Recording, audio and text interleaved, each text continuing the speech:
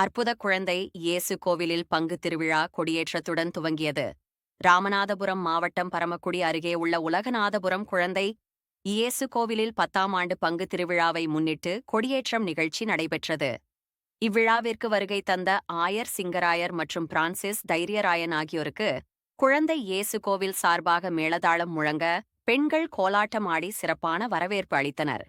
அதனைத் தொடர்ந்து விழாவானது இன்று கொடிமரத்தில் கொடியேற்றப்பட்டு கொடியேற்றத்துடன் தொடங்கியது. பின் நவநாள் ஜெபம் மற்றும் சிறப்பு கூட்டுத் திருப்பலி நடைபெற்றது. தொடர்ந்து வருகின்ற ஞாயிற்றுக்கிழமை நற்கருணை பவனி நடைபெறவுள்ளது.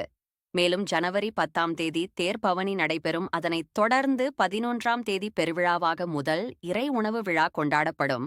கொடியேற்ற விழாவில் ஏராளமான அருட்பணியாளர்கள் இறைமக்கள் பெருந்திரளாக பங்கேற்றனர். விழாவிற்கான ஏற்பாடுகளை அருட்பணியாளர் சுவக்கின் ஞானதாசன் மற்றும் பங்கு அருட்பணி பேரவை நிர்வாகிகள் சிறப்பாக செய்தனர். தந்தைக்கும் மகனுக்கும் தூய ஆவியாருக்கும் ஆட்சி உண்டாவதாக.